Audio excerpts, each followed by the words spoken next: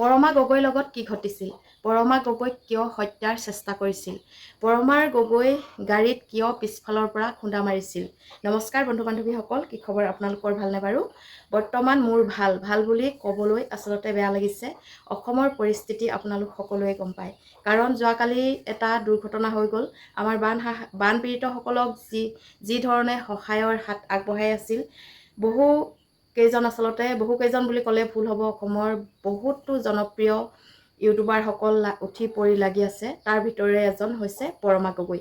পৰমা গগৈক কোনোবাই হত্যাৰ চেষ্টা কৰিছিল আৰু সেই হত্যাৰ চেষ্টাৰ কোনে কৰিছিল, কিয় কৰিছিল এতিয়ালৈকে ধৰা পৰা নাই। কিন্তু মানুহে যে ভাল কাম কৰিবলৈ আহিলে কিয় এনেধৰণৰ হিংসা কৰে আৰু কিয় তেওঁলোকে জ্বলন পূৰণ হয়? পৰমা গগৈক হত্যা কৰিব নোৱাৰি তেখেতৰ গাড়ীখনত খুন্দা এটা মাৰিল আৰু খুন্দা এটা মৰাৰ পাছত যিজন ড্ৰাইভাৰ এক্টিং কৰি তেওঁ মদ খোৱা অভিনয় কৰিছিল আৰু অভিনয় কৰাৰ ফলত তেখেতৰ বৰ্তাকৰ পুতেক সেই গাড়ীখনত উঠি গৈছিল আৰু উঠি যোৱাৰ পাছত থানালৈ লৈ যাওঁ বুলি তেখেতে লৈ গৈছিল আৰু থানাত নোসোমাই তেখেতে বাহিৰে বেলেগ জেগালৈ লৈ গৈছিল আৰু বহুত কোবত স্পীডত গাড়ী চলাই তেখেতক লৈ গৈছিল। আৰু তেখেতে যেতিয়া পৰমা গগৈলৈ ফোন কৰিছিল আৰু ফোন কৰাৰ পাছতে তেখেতক ড্ৰাইভাৰজনে দৰজাৰ খুলি গতিয়াই পেলাই থৈ গৈছিল আৰু তাৰ পিছৰ দৃশ্যখিনি আচলতে আপোনালোকক নকলেও হ'ব। মানুহৰ মানৱীয়তাৰ ক'ত? আচলতে ভাল কাম কৰিবলৈ গ'লে মানুহে কিয় হিংসা কৰে?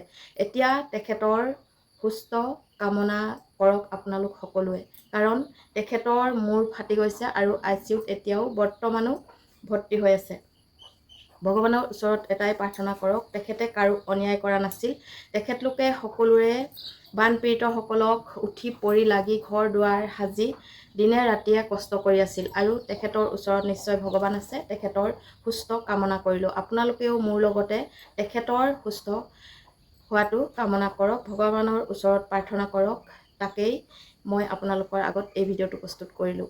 দুদিনমানৰ আগত আৰু এজন অভিনেতা এক্সিডেণ্ট হৈ ঢুকাইছে বুলি কৈছে। বানপীড়িতৰ ৰাইজক সহায় কৰিবলৈ আহি বৈকুণ্ঠ প্ৰিন্স ডাঙৰীয়াই সেই ব্যক্তিজন বা সেই অভিনেতাজন, এক্টৰজন এক্সিডেণ্ট হৈ কেনেকৈ ঢুকাল তাৰ তদন্ত বিচাৰিছিল। নিশ্চয় ইয়াৰ আঁৰৰ কাহিনী বহুত আছে, কাৰণ আজিকালি এক্সিডেণ্টসমূহ সাধাৰণতে নহয়, তেওঁলোকক প্ৰি প্লেনিং কৰি কৰোৱা হয়। গতিকে এই কথাটো যোৱাকালি যি পৰমা গগৈ লগত ঘটিল, সেই ঘটনাটোৰ পৰা স্পষ্টকৈ বুজি পোৱা গৈছে যে আজিকালি এক্সিডেণ্টসমূহ সকলো প্ৰি প্লেনিং হিচাপে ঘটায়, কাৰণ মানুহৰ শত্ৰুতা ক'ত আছে কোনেও গম নাপায়। তেখেতে ভাল কাম কৰি আছে, ভাল কাম কৰাৰ বাবে এচাম মানুহে জ্বলি পুৰি মৰি তেখেতক হত্যাৰ চেষ্টা কৰিছে। কিন্তু তেখেতৰ সলনি বৰ্তাকৰ পুতেক ভায়েকক পঠিওৱাৰ বাবে আজি তেখেতৰ প্ৰাণ ৰক্ষা হ'ল আৰু তেখেত বিপদত পৰিছে। গতিকে সকলোৱে প্ৰাৰ্থনা কৰক।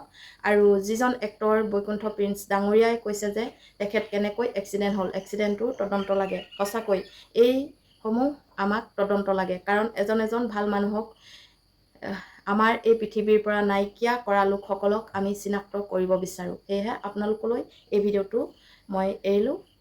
ভাল লাগিলে লাইক, কমেণ্ট আৰু শ্বেয়াৰ কৰিবলৈ নাপাহৰিব আৰু আপোনালোকৰ মতামতসমূহ জনাবলৈ নাপাহৰিব। ধন্যবাদ।